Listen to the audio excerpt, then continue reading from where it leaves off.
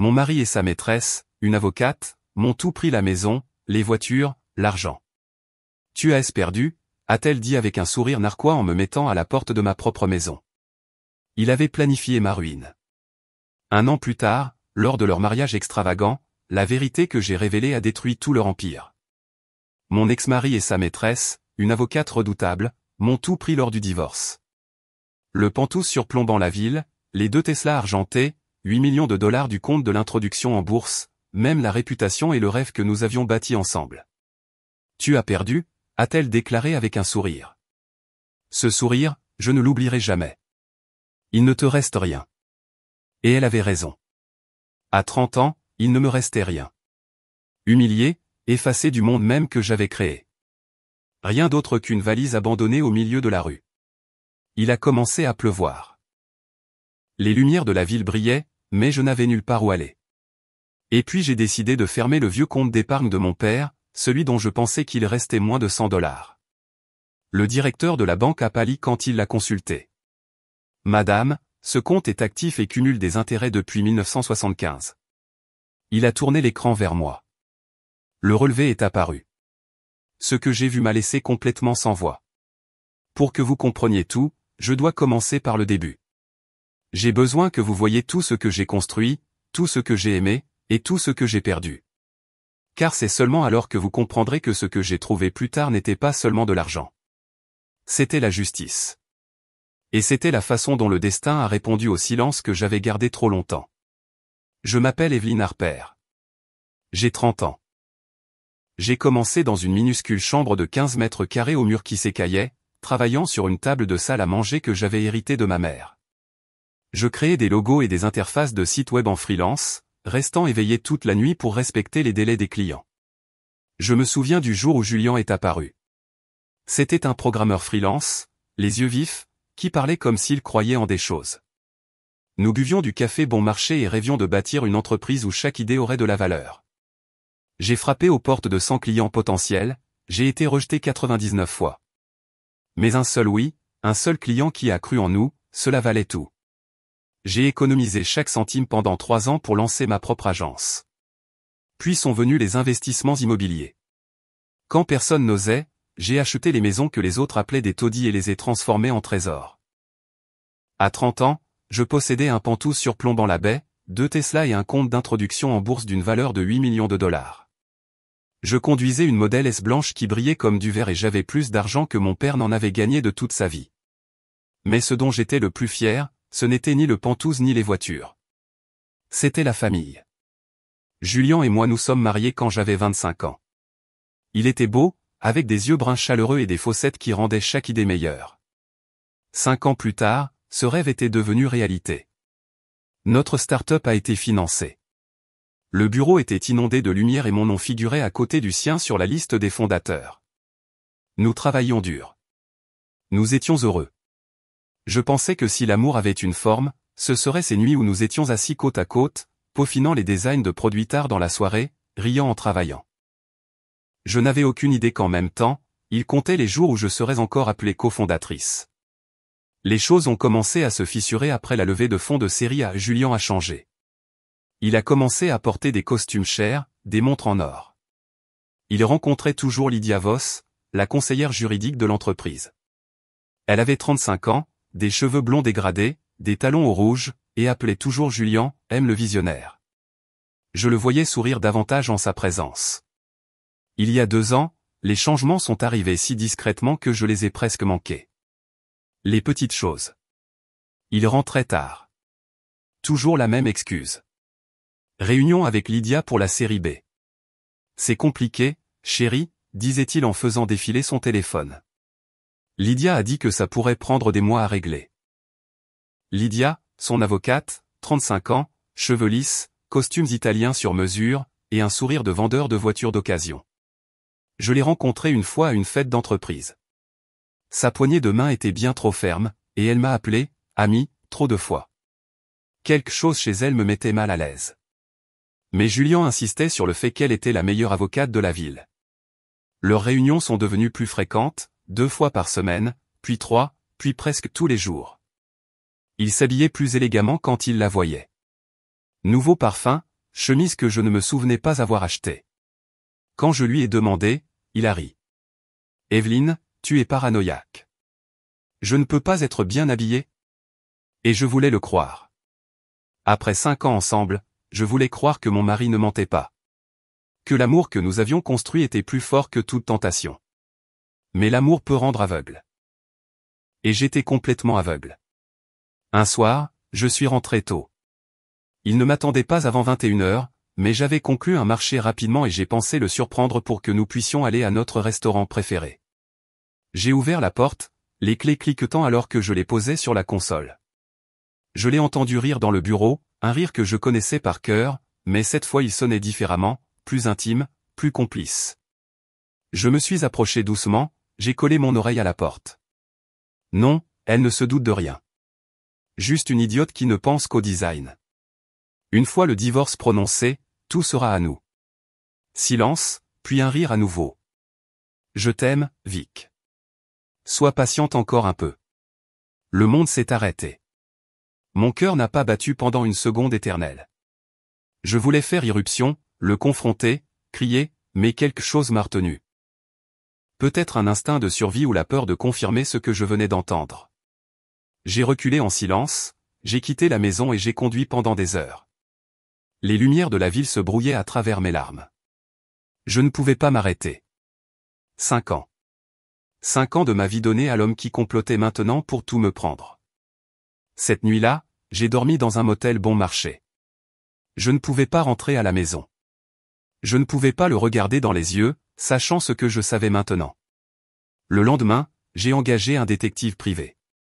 Ça a coûté une fortune, mais j'avais besoin de preuves.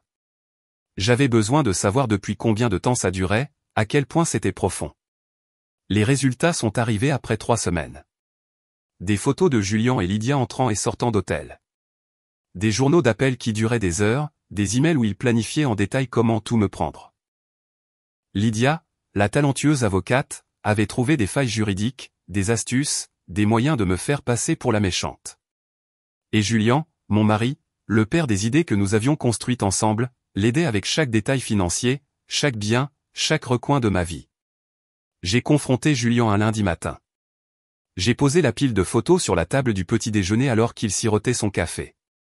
Son visage a pâli une seconde. Juste une seconde. Puis il a souri. Un sourire froid que je n'avais jamais vu auparavant. Alors, quoi maintenant, Evelyne? Tu vas divorcer? Vas-y, et Lydia a tout préparé. Et il avait raison. Parce que ce que je ne savais pas, c'est que le piège avait déjà été tendu. La meilleure avocate de la ville contre une femme de 30 ans qui croyait encore en la justice. Je n'avais aucune chance. La procédure de divorce a commencé 3 jours après cette conversation. Julian a quitté le Penthouse le même après-midi.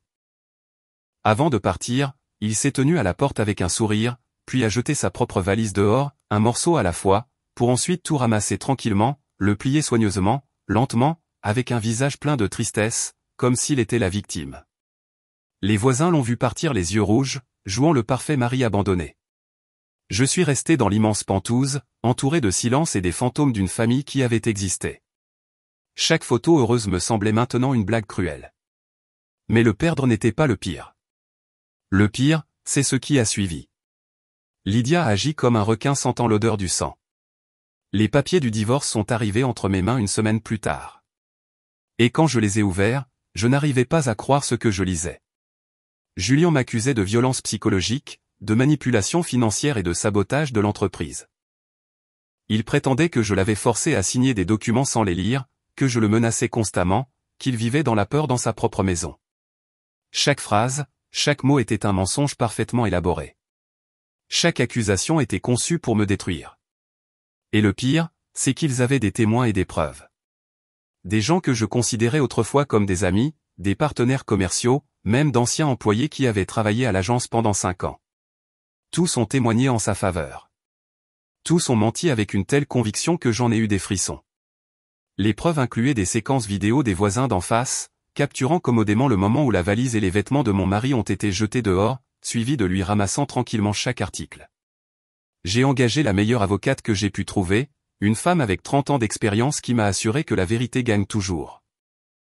Ne vous inquiétez pas, mademoiselle Grant, a-t-elle dit en me tapotant l'épaule. Nous avons des preuves de votre bon caractère, de votre travail honnête. Aucun juge ne va croire un homme qui ment clairement. Mais ce que mon avocate ne comprenait pas, c'est que Lydia ne jouait pas franc jeu. Elle connaissait chaque recoin du système juridique, chaque juge, chaque greffier dans chaque salle d'audience. Elle savait exactement sur quel bouton appuyer et quand. Le premier jour de l'audience, je suis arrivé tôt, vêtu d'un costume élégant, m'accrochant à l'espoir que la justice serait de mon côté.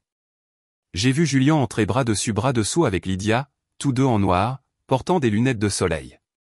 Il avait l'air faible, brisé, parfaitement vulnérable. Et moi, j'avais l'air exactement comme il voulait que j'aie l'air. Une femme d'affaires riche et puissante. Intimidante, le genre de femme qui pourrait abuser de son mari sans que personne ne le remette en question. Le juge était un homme dans la quarantaine, le regard sévère et indéchiffrable. Il a d'abord écouté le cas de Julien. Lydia a parlé pendant 35 minutes, me dépeignant comme un monstre. Elle a raconté des histoires inventées de nuits terrifiantes, de menaces hurlées. Elle a prétendu que je contrôlais chaque dollar que Julien dépensait, que je l'isolais de ses amis, que je le faisais se sentir sans valeur. Quand ce fut notre tour, mon avocate a présenté des photos de vacances en famille, des témoignages de voisins qui n'avaient jamais entendu de dispute, et des relevés bancaires prouvant que Julien avait un accès complet à nos comptes. Mais chaque fois que nous présentions quelque chose, Lydia avait une réponse prête. Ces photos sont mises en scène, votre honneur. Mon client a été forcé de sourire en public par peur. Les voisins n'ont rien entendu parce que la violence était émotionnelle, pas physique. Oui, il avait un accès financier, mais toujours sous sa supervision. Tout ce qu'elle disait semblait convaincant, professionnel, répété, et je l'ai vu dans les yeux du juge. Il commençait à la croire. L'audience s'est terminée sans verdict. Le juge a dit qu'il avait besoin de temps pour examiner les preuves et fixerait une nouvelle date. Je suis sorti de cette salle d'audience avec l'impression que le sol se dérobait sous mes pieds.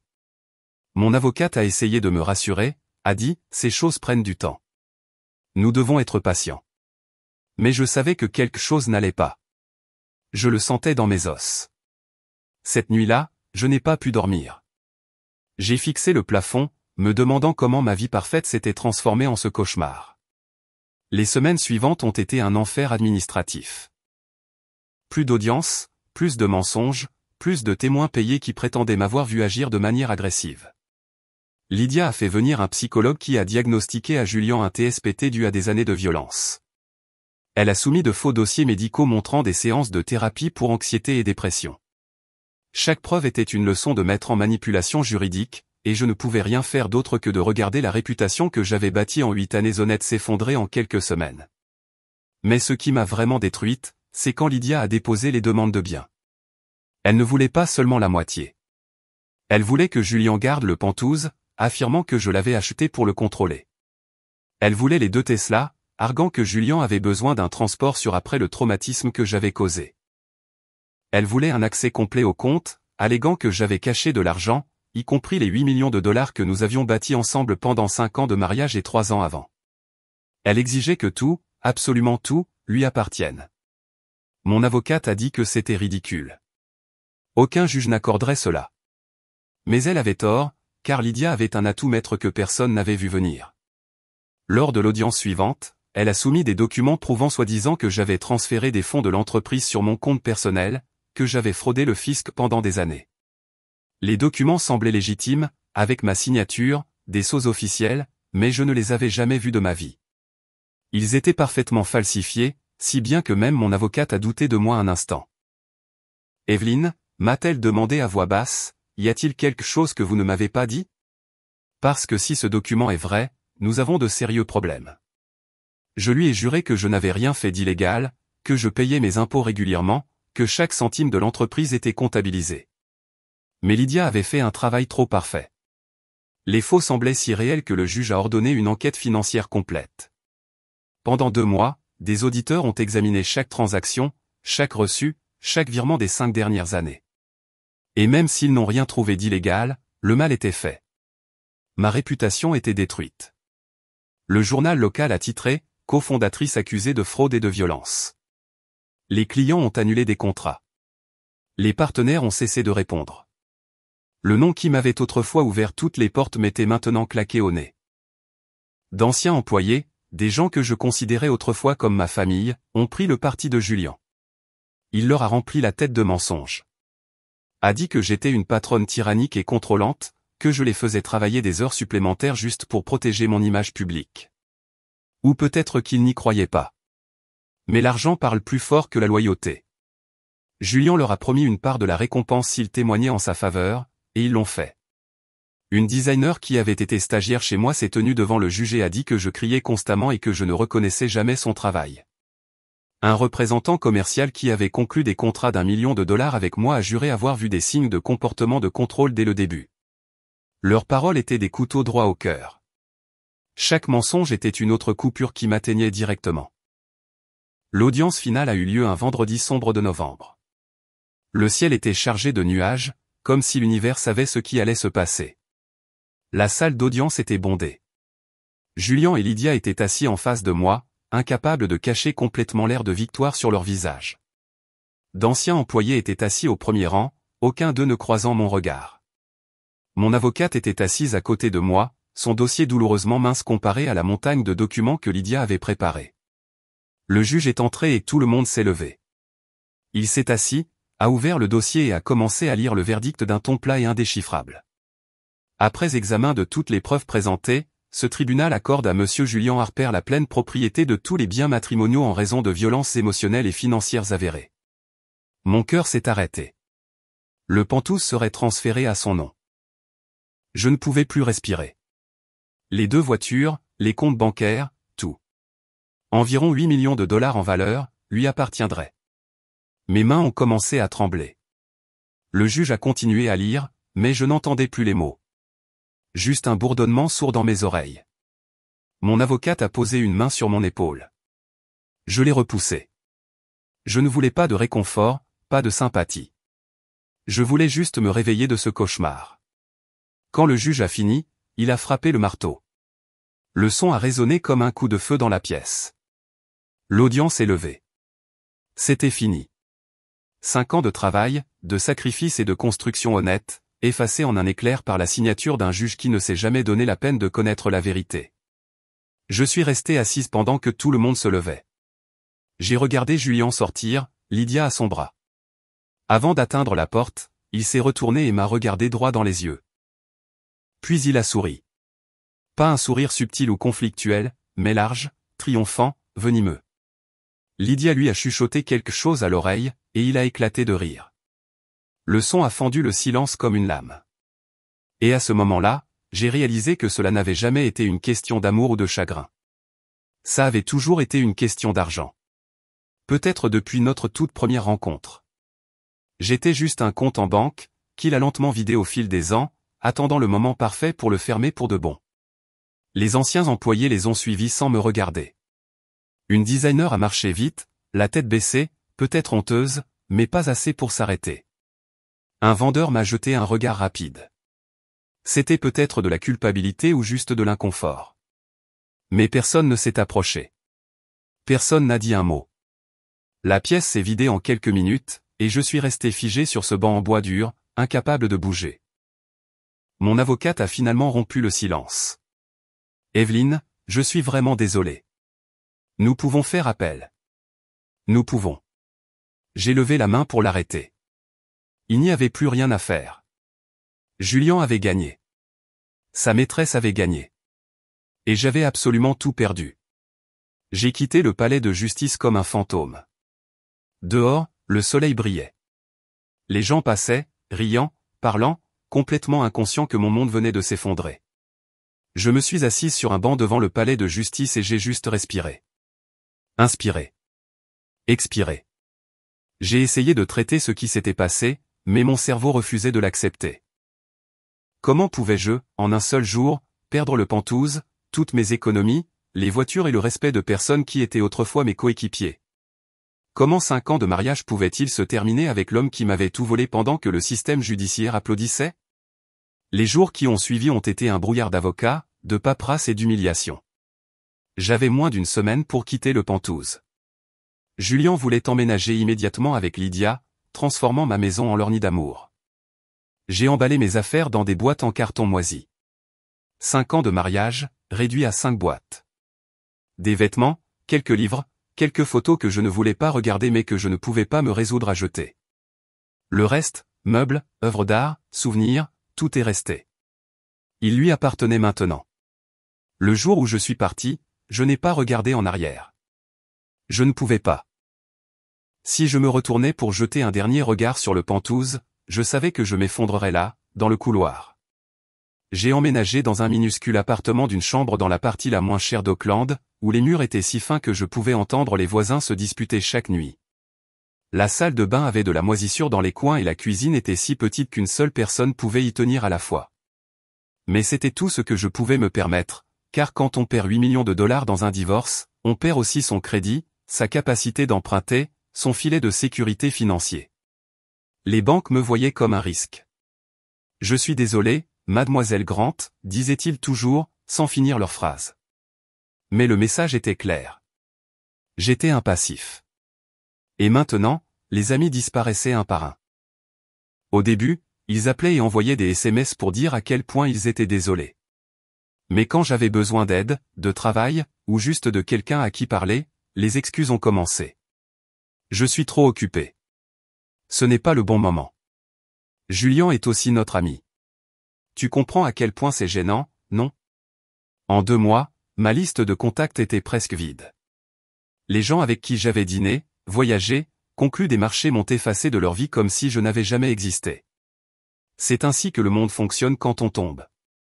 Personne ne veut être près de l'échec parce qu'il pense que ça pourrait déteindre. Les nuits étaient les pires. J'étais assise dans cet appartement misérable avec le son des sirènes lointaines et des voisins se disputant à travers le mur, me demandant comment j'avais pu en arriver là. À 30 ans, après une vie de travail acharné et toutes les bonnes décisions, j'étais complètement seul. Pas de famille, pas d'amis, pas d'argent, pas de direction. Certaines nuits, j'ai pensé à abandonner, à tout quitter, à en finir. Mais quelque chose en moi, peut-être la dernière once de fierté ou simplement de l'entêtement, refusait de se rendre complètement.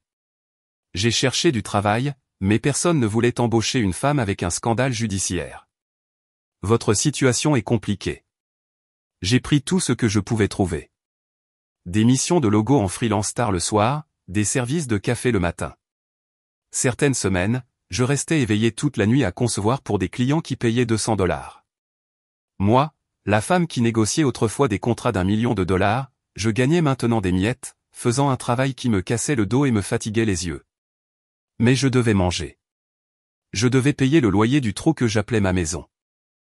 Un jour, 3 mois après le divorce, je marchais dans le centre-ville et j'ai vu Julien et Lydia. Ils sortaient d'un restaurant chic, le genre d'endroit où nous fêtions les levées de fonds. Elle portait une robe rouge que je n'avais jamais vue. Des bijoux scintillaient sous le soleil. Julien avait son bras autour de sa taille, possessif, fier. Ils avaient l'air heureux, radieux, vivant une vie parfaite avec mon argent dans mon Penthouse, conduisant ma Tesla. Je me suis caché derrière un lampadaire pour qu'ils ne me voient pas. Pas parce que j'avais peur, mais parce que je ne pouvais pas supporter l'idée qu'ils me voient comme ça. Brisé, vaincu. Cette nuit-là, j'ai touché le fond. Je me suis assise sur le sol de mon appartement, entouré de factures que je ne pouvais pas payer, et j'ai pleuré. J'ai pleuré comme je n'avais pas pleuré depuis mon enfance. Des larmes de rage, d'impuissance et de pur désespoir. Pourquoi avais-je travaillé si dur juste pour finir comme ça, seul et anéanti, pendant que les gens qui m'avaient trahi profitaient des fruits de mon travail? Ce n'était pas juste. Rien n'était juste. Mais la justice, j'ai appris cette nuit-là, n'est pas quelque chose que le monde vous doit. C'est quelque chose que vous vous battez pour prendre. Le lendemain, entre l'odeur de moisi des cartons et le couple qui se disputait à côté, je triais le peu qu'il me restait. J'ai trouvé une vieille boîte à musique en bois enfouie au fond d'un carton, quelque chose que j'avais emballé sans même m'en rendre compte en quittant mon ancienne maison.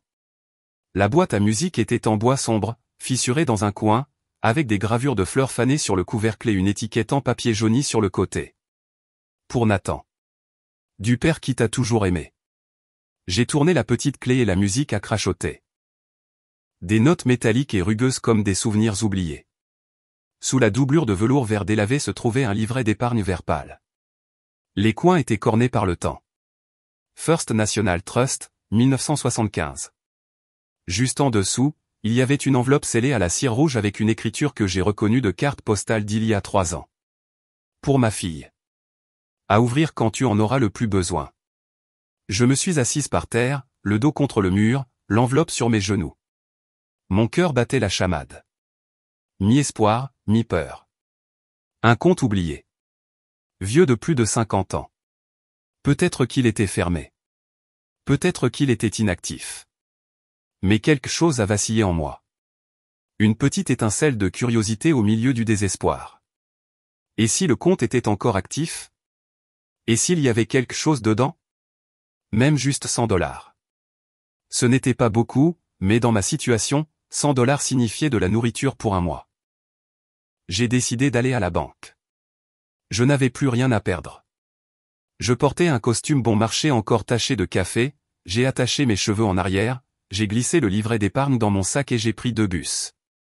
La nouvelle agence était toute en verre et en acier, sol en pierre froide, sentant la climatisation et le désinfectant. J'ai tendu le livret à la réceptionniste. Elle a froncé les sourcils en voyant l'année imprimée sur la couverture et m'a poliment demandé d'attendre 10 minutes, 20, 30. J'étais prête à entendre, fermé, invalide, désolé pour le dérangement. J'ai commencé à penser que j'avais fait une erreur, que j'avais perdu mon temps. Mais un homme d'environ 55 ans est apparu. Des lunettes épaisses, un costume gris. Mademoiselle Grant? Je me suis levé. Oui. Je suis Joseph, le directeur de l'agence. Pourriez-vous me suivre dans mon bureau?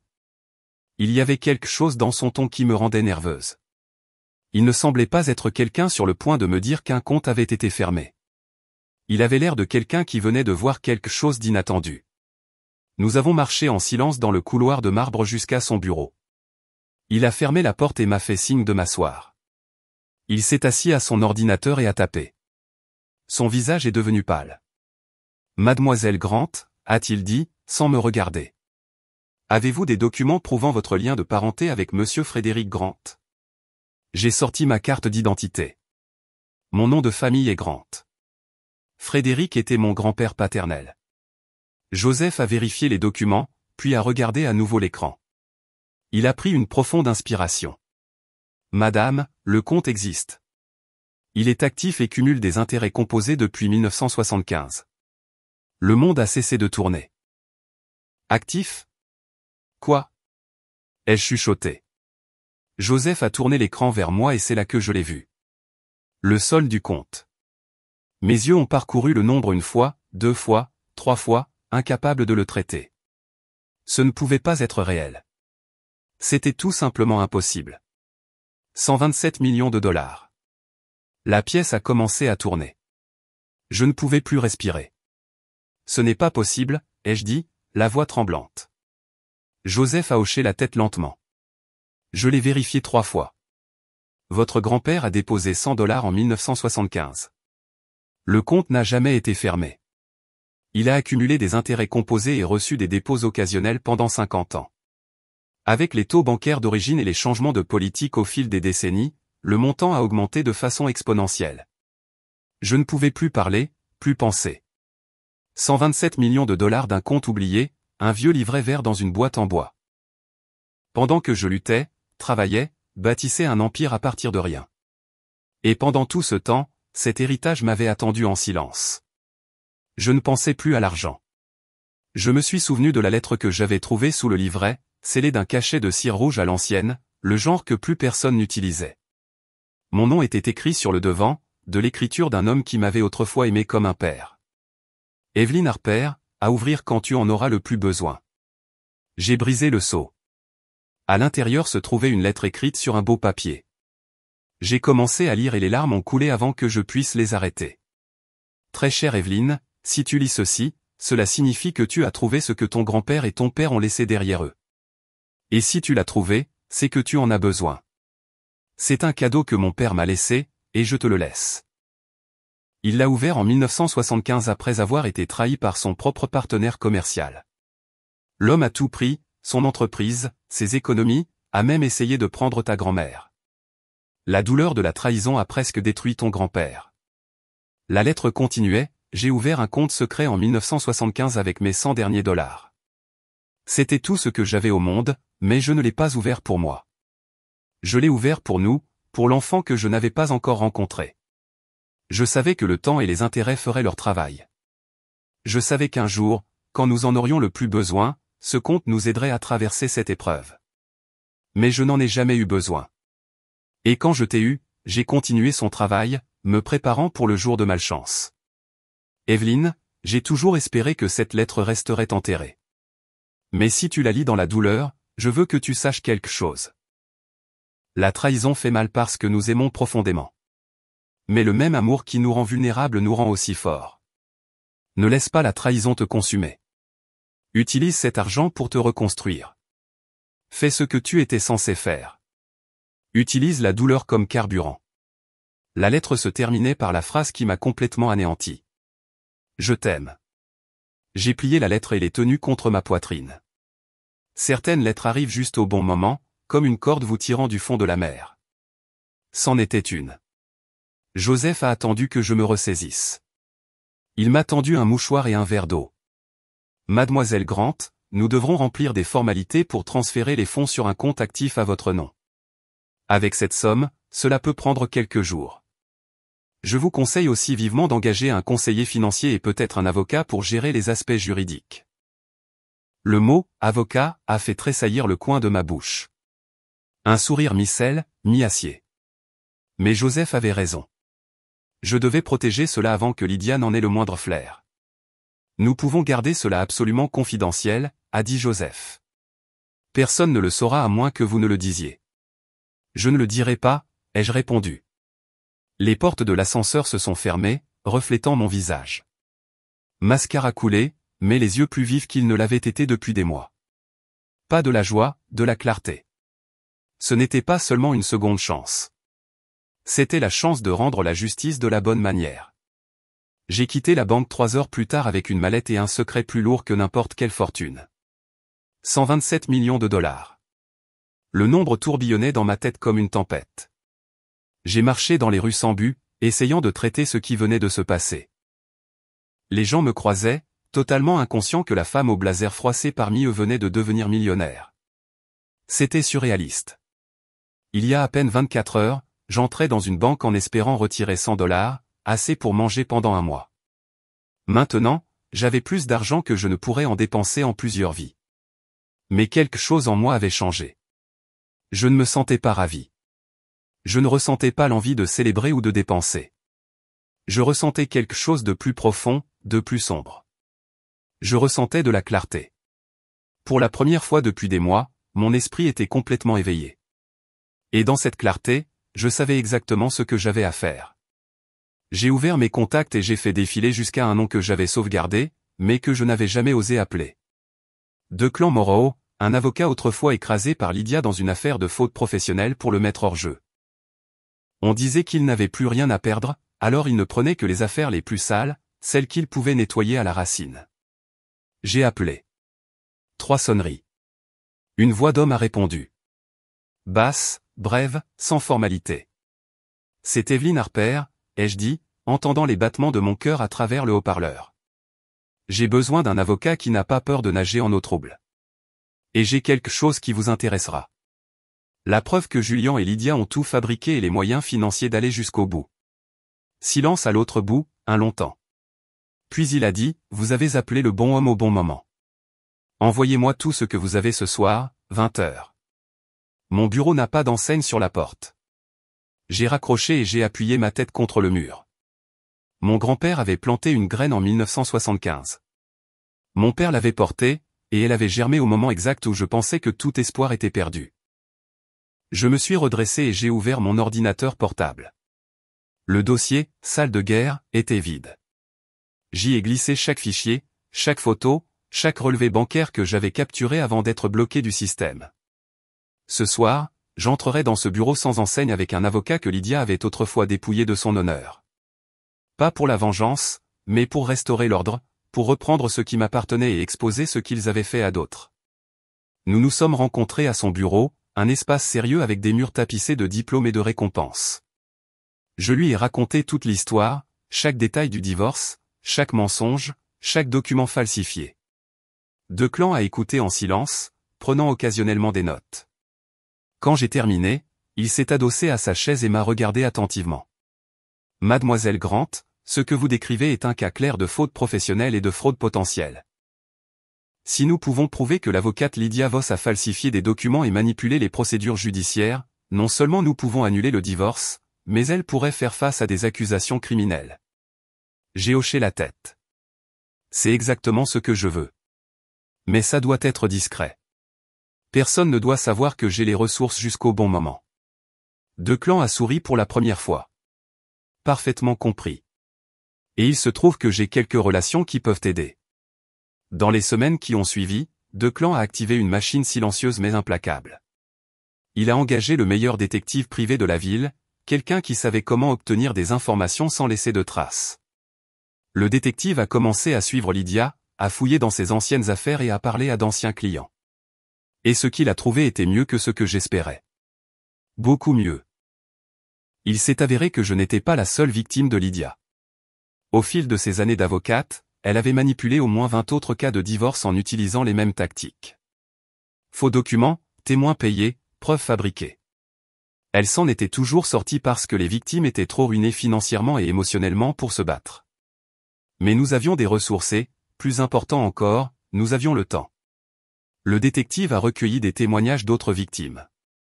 Certaines ont accepté de parler une fois qu'elles ont appris que quelqu'un s'en prenait enfin à Lydia. D'autres avaient peur, mais avec du temps et des garanties juridiques, elles ont commencé à s'ouvrir. Nous avons aussi trouvé quelque chose d'intéressant sur Julian. Il s'est avéré que lui et Lydia planifiaient cela depuis plus de 3 ans. Chaque nuit, je lisais des centaines de mails récupérés par le détective, mes mains tremblant en voyant le nom de Julian apparaître dans les fiches de discussion de Lydia. C'est fait. Elle a signé sans lire. Une fois que l'introduction en bourse sera finalisée, transfère sa part sur mon fonds. Un autre email. Si elle poursuit, je m'en occupe. Je sais comment faire taire les femmes comme ça. Je ne pleurais plus. Je sentais juste le froid. Si froid que je pouvais entendre le son de mon propre clavier pendant que je prenais des notes. Tout devait être béton, légal, indéniable. Declan m'a rappelé, nous ne pouvons pas agir vite, Evelyne. Nous devons agir intelligemment. Il a fait appel à 2 spécialistes en criminalistique numérique pour extraire les journaux de serveurs de mon ancienne entreprise. De là, une avalanche de preuves a émergé, autorisation falsifiée, transfert suspect à une société de conseil au nom de Lydia, facture juridique 10 fois plus élevée que les honoraires réels. Chaque petit détail a commencé à former une carte complète du stratagème. Du jour où Julian a commencé à assister à des réunions jusqu'au jour où j'ai été expulsé de mon propre bureau. Si nous agissions trop vite, Lydia pourrait détruire des preuves ou disparaître. Chaque pièce devait être en place avant que nous ne frappions. Alors, j'ai attendu. Et pendant que j'attendais, j'ai fait autre chose. J'ai commencé à renouer des liens avec d'anciens employés, mais pas de manière évidente. Je n'ai pas appelé pour supplier le pardon ou essayer d'acheter la loyauté. Au lieu de cela, j'ai engagé un autre détective pour enquêter discrètement sur leur vie. J'ai découvert que la designer qui avait été stagiaire chez moi était harcelée à son nouveau travail et ne savait pas comment gérer la situation sans risquer sa carrière. Le vendeur qui m'avait aidé à conclure notre premier contrat d'1 million de dollars avait investi ses économies dans une start-up qui a échoué et été noyée sous les dettes. Julian, bien sûr, ne les a pas aidés. Il était trop occupé à dépenser mon argent avec Lydia. Alors, j'ai fait ce qu'il n'attendait pas. Je les ai aidés anonymement. Par l'intermédiaire d'un intermédiaire juridique, j'ai fait en sorte que le patron de la designer soit enquêté et finalement licencié. Ce n'était pas difficile. Il avait un passé de harcèlement dont j'avais autrefois averti Julian, mais que j'avais laissé passer sur ses conseils. Il suffisait que quelqu'un le mette en lumière. 6 mois ont passé, 6 mois à vivre dans l'ombre, à construire le dossier pièce par pièce. Et pendant ce temps, j'ai regardé Julian et Lydia célébrer leur victoire. Ils ont emménagé dans le plus grand Penthouse, celui qui surplombe la baie. Ils ont organisé des fêtes somptueuses, ont voyagé, ont posté sur les réseaux sociaux, étalant leur vie parfaite. Et chaque photo, chaque faux sourire, chaque luxe volé n'a fait qu'aiguiser ma détermination. Declan m'a finalement appelé à son bureau. Nous sommes prêts, a-t-il dit avec un sourire qui signifiait de bonnes nouvelles. Il a étalé un épais dossier sur la table. Nous avons suffisamment de preuves pour accuser Lydia de fraude, de falsification de documents et de faute professionnelle dans 21 cas différents, y compris le vôtre. Nous avons également la preuve que Julian était un complice actif dans votre cas, ce qui le rend vulnérable à des poursuites pénales. J'ai ouvert le dossier. Des centaines de pages, des emails où Lydia et Julian complotaient pour me ruiner. Des déclarations de témoins admettant avoir été payés pour mentir. Une analyse forensique montrant que les documents de Lydia étaient des faux. Quelle est la suite, ai-je demandé. Declan s'est adossé. Nous soumettons tout au bureau du procureur. Avec ce volume de preuves, ils émettront des mandats d'arrêt. En même temps, nous déposerons une requête pour annuler le jugement de divorce pour fraude. Le juge n'aura d'autre choix que de rouvrir le dossier. Et quand il le fera, tout ce qu'ils vous ont pris vous sera restitué. Le pantouse, les voitures, l'argent, tout. J'ai souri pour la première fois en près d'un an. Un vrai sourire. Combien de temps, ai-je demandé. Declan a jeté un coup d'œil au calendrier. Si nous agissons vite, des mandats d'arrêt dans 2 semaines. L'annulation du divorce pourrait prendre un autre mois. Mais Declan et moi avons décidé d'attendre le moment parfait. Quand nous avons appris la date du mariage de Julian et Lydia, j'ai su que mon heure était venue. Cette nuit-là, Julian et Lydia ont organisé la plus grande fête de leur vie. 200 invités, principalement des investisseurs, des partenaires et des médias financiers, tous réunis dans la villa en bord de mer que j'appelais autrefois ma maison. Les lumières dorées brillaient sur des coupes de champagne chères, des sourires suffisants et une musique trop luxueuse pour paraître réelle. Ils ont diffusé tout l'événement en direct sur les réseaux sociaux. Je n'étais pas là, du moins pas comme ils le pensaient. Declan et l'équipe d'enquête avaient placé des gens parmi le personnel de restauration. Des caméras cachées dans toute la salle. Chaque image était diffusée directement sur notre serveur privé. J'étais assise dans mon petit appartement, ordinateur portable ouvert, l'écran montrant chaque recoin. Lydia dans une robe de satin blanc, portant mon ancien collier de perles. Julian dans un smoking noir, souriant aux journalistes comme si le monde était à ses pieds. Aucun d'eux ne savait que leur temps était maintenant compté en minutes. 21h, la fête battait son plein. Le maître de cérémonie a annoncé un discours sur les nouveaux départs. J'ai regardé Lydia monter sur scène, le micro captant la lumière, sa voix stable, confiante, parlant du pouvoir de la confiance et de la transparence juridique. Sa dernière phrase n'était même pas terminée que le bruit des moteurs a rugi à l'extérieur du portail. 3 SUV noirs banalisés se sont arrêtés en même temps. La vitre a glissé et 8 policiers ainsi que 2 agents fédéraux en sont sortis. La musique s'est arrêtée en pleine note. Le bruit des coupes de champagne se brisant sur le sol en marbre a retenti dans le silence stupéfait. La voix d'un homme a retenti haut et fort. Lydia Vos, Monsieur Julian Reed, vous êtes en état d'arrestation pour fraude légale et complot de manipulation de dossiers judiciaires. La caméra du direct tournait toujours. Toute la salle s'est figée. Les journalistes stupéfaits, les invités paralysés, certains sortant leur téléphone pour enregistrer. Lydia a laissé tomber sa coupe de champagne. Le cristal s'est brisé sur le marbre, une coupure nette dans le silence comme une lame. Julian a essayé de négocier sur son ton d'avocat, a essayé de menacer les officiers avec un jargon juridique vide, mais les mandats étaient clairs et les preuves indéniables. Ils ont été menottés devant 200 témoins, collègues, amis, investisseurs, tous enregistrant, filmant, téléchargeant. En quelques heures, la vidéo était tendance partout. J'ai regardé tout se dérouler sur mon écran. Sans sourire, sans pleurer. Peut-être parce que j'avais assez pleuré. Peut-être parce que j'avais compris que la justice n'arrive pas avec un feu d'artifice. Elle arrive en silence. Froide mais précise. J'ai fermé les yeux. Une petite partie de moi, celle qu'il avait autrefois aimée, a ressenti une lueur de pitié, mais elle était faible. Le reste ne ressentait que la froide satisfaction de la justice rendue. Mon grand-père avait raison. Les gens qui m'avaient trahi avaient déjà perdu bien avant d'être arrêtés, car ils avaient perdu leur intégrité, leur humanité, leur capacité à se regarder dans le miroir sans honte. Le lendemain, la nouvelle a explosé. Une avocate de renom arrêtée pour fraude massive. Les articles détaillaient des années de manipulation juridique, des victimes détruites, des vies brisées. Mon cas a été mentionné comme l'un des plus dévastateurs. Les commentaires en ligne étaient brutaux. Les gens qui admiraient autrefois Lydia la méprisaient maintenant. Julian était décrit comme un mari complice et calculateur. Les mêmes invités qui avaient assisté à leur fête publiaient maintenant des déclarations indignées, oubliant commodément qu'ils avaient autrefois trinqué au champagne dans un Pantouse acheté avec de l'argent volé. 3 semaines après la fête, tout s'est accéléré. Le tribunal a rouvert le dossier du divorce dans la même salle d'audience où j'avais autrefois tout perdu. Seulement cette fois, je suis entré la tête haute, mon costume impeccable, et le silence de quelqu'un qui ne connaissait plus la peur. 2 clans marchaient à mes côtés, portant 3 classeurs épais.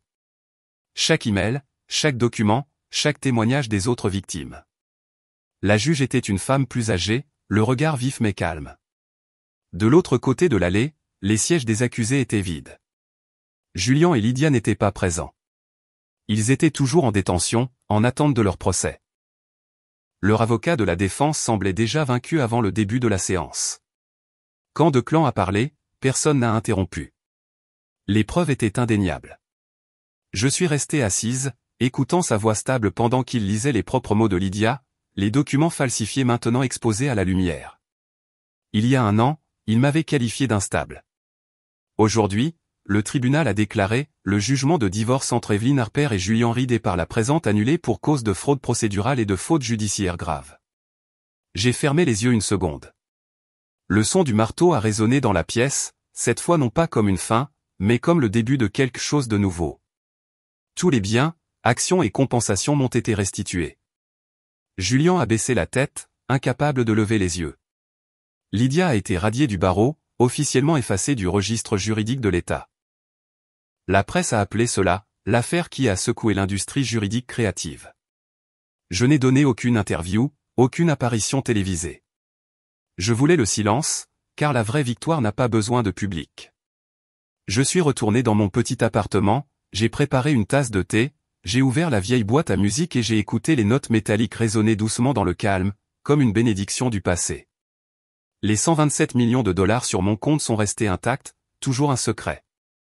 J'ai décidé de n'en utiliser qu'une petite partie, pour faire ce que mon grand-père avait toujours voulu, transformer la douleur en graine. Cette nuit-là, je suis retourné dans mon modeste appartement en location. J'aurais pu réemménager immédiatement dans le Pantouse, mais j'ai choisi d'attendre. Je voulais savourer ce moment, me souvenir de ce que c'était d'être au plus bas avant d'atteindre le sommet, car ce souvenir me garde humble. Il me rappelle que la fortune peut changer en un instant, et que la seule chose qui compte vraiment, c'est qui vous êtes quand personne ne regarde. Les jours qui ont suivi ont été un mélange de résolution juridique et de guérison personnelle. Le Pantouse m'a été rendu. Les voitures, bien que Julien et Lydia les aient utilisées pendant 1 an, étaient toujours légalement mes biens, grâce aux excellentes manœuvres juridiques de Declan. Les comptes bancaires étaient plus compliqués car ils avaient dépensé des millions, mais le tribunal a ordonné la restitution de ce qui restait, plus une compensation pour dommages et intérêts. Non que j'ai besoin de l'argent. J'avais toujours 127 millions de dollars du compte que mon grand-père et mon père avaient laissé. Intact, dormant en silence. J'ai choisi de ne pas divulguer ce compte. Pas encore, peut-être jamais. Car j'avais appris la leçon la plus précieuse de ma vie. L'argent visible fait de vous une cible. L'argent invisible vous rend intouchable. J'ai réemménagé dans le Pantouse principal, celui qui surplombe la baie. Mais quelque chose en moi avait changé. Les pièces dont j'étais autrefois fier me semblaient maintenant vides. Meubles chers, œuvres d'art, sol en marbre, tout cela semblait superficiel. J'avais autrefois vécu dans un appartement d'une chambre et je m'y sentais tout aussi heureuse, peut-être même plus, car cet endroit ne contenait aucun fantôme de trahison. J'ai engagé une entreprise de nettoyage. Je voulais effacer toute trace de Julien et Lydia de l'espace. J'ai donné les meubles qu'ils avaient utilisés, repeint les murs, changé les serrures, bien sûr, mais aussi changé l'énergie du lieu. Quand ce fut terminé, le Pantouse semblait à nouveau neuf, comme une toile vierge, attendant une seconde chance.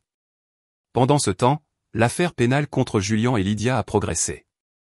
L'accusation a monté un dossier solide avec 20 victimes précédentes prêtes à témoigner.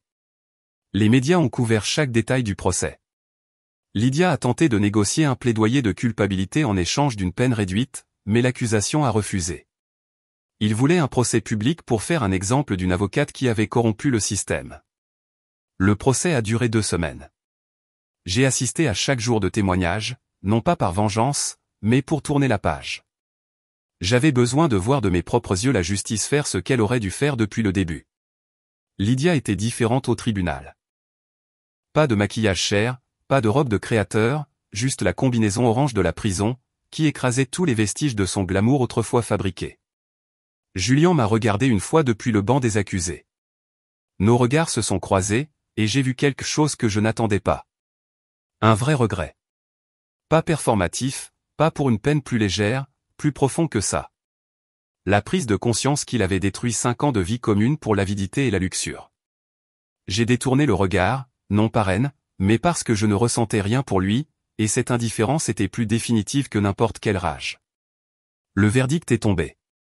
Lydia a été définitivement radiée du barreau et condamnée à 12 ans de prison sans libération conditionnelle pendant les 7 premières années. Julian a reçu 5 ans pour complot. Quand le juge a lu la sentence, Lydia a finalement perdu son sang-froid. Les huissiers ont dû la traîner dehors pendant qu'elle criait des menaces vides. Je suis sorti du tribunal ce jour-là et j'ai respiré l'air frais de l'après-midi. L'affaire pénale étant close et mes biens restitués, j'avais enfin le temps de penser à l'avenir. Que fait une femme dans la trentaine avec 127 millions de dollars, une maison, 2 voitures et 8 millions de dollars rendus par son ex? Une seconde chance dans la vie. Je pourrais parcourir le monde, acheter plus de propriétés, vivre dans un luxe excessif. Mais rien de tout cela ne m'attirait. Au lieu de cela, je me suis souvenu des mots de mon grand-père dans la lettre. Utilise cet argent non pas pour la vengeance, mais pour te reconstruire. J'ai décidé de créer une fondation. Je l'ai nommé d'après lui pour honorer l'homme qui a déposé les 100 premiers dollars juste après avoir été trahi, plantant une graine qui me sauverait un jour. La mission de la fondation est simple mais puissante, aider les femmes qui ont été trompées dans des divorces et des fraudes légales en fournissant des ressources juridiques gratuites à celles qui ne peuvent pas se permettre une représentation de haute qualité. Construire un système de soutien pour celles qui ont été détruites par le système même censé les protéger. J'ai investi 40 millions de dollars comme financement initial. J'ai engagé les meilleurs avocats, enquêteurs et travailleurs sociaux. Nous avons ouvert des bureaux dans 10 grandes villes. Cela fait 1 an que j'ai fondé le Legacy Seed Fund. Tout a commencé dans une petite pièce, quelques dossiers, quelques appels téléphoniques, et la conviction que la justice avait encore de la place pour prendre racine. Maintenant, le fonds a aidé 43 femmes à échapper à des condamnations injustes, des vies écrasées par des choses qu'elles n'ont jamais faites. Je lis chaque lettre de remerciement, chaque larme, chaque histoire, et je réalise que la douleur ne disparaît jamais vraiment, mais elle peut devenir une lumière pour quelqu'un d'autre. Je ne suis plus la femme définie par ce qu'elle a perdu. Je suis celle qui se tient entre la lumière et l'ombre, tenant doucement la porte ouverte pour celles qui sont encore perdues. Quand les journalistes me demandent ce que je ressens, je souris simplement et je dis, la vraie justice ne consiste pas à les faire souffrir. Elle consiste à reconstruire ce qu'ils ont détruit. Je parle calmement, sans plus d'explications, car certaines vérités n'ont pas besoin d'être soulignées. Elles ont juste besoin d'être vécues telles qu'elles sont. Quelques mois plus tard, j'ai reçu une lettre de mon ex-mari, Julian, envoyé de prison. Il ne demandait pas pardon. Il écrivait seulement que maintenant, il comprenait enfin ce que signifiait tout perdre. J'ai lu la lettre en silence. Sans colère, sans pitié. Quand je l'ai pliée, je l'ai placée à l'intérieur de la vieille boîte à musique en bois, juste à côté de la lettre de mon grand-père. 2 lettres, 2 hommes, 2 époques. L'un m'a appris la confiance. L'autre m'a rappelé les limites de l'être humain. Je n'ai pas répondu. Je n'en avais pas besoin, car parfois la justice n'a pas besoin de faire de bruit. Elle a seulement besoin de se tenir tranquillement, comme une graine attendant la pluie. Maintenant, je vis dans une petite maison en périphérie de la ville, où les matins portent le chant des oiseaux et l'odeur du café flotte dans la brise. Pas de luxe, pas de bruit, juste moi, les livres et les dossiers en attente d'approbation au fond. Legacy Seed continue. J'ai investi 20 millions de dollars supplémentaires pour le soutenir. En fin d'après-midi, je me tiens près de la fenêtre, regardant la lumière tomber doucement sur les arbres. Et dans ces moments, je me sens vraiment libre. Non pas à cause de la richesse ou de la victoire, mais parce qu'enfin, j'ai appris à être en paix dans ma propre vie. Dites-moi de quelle ville vous m'écoutez. Et si vous croyez que la justice peut renaître tant que nous nous efforçons, abonnez-vous pour entendre plus d'histoires.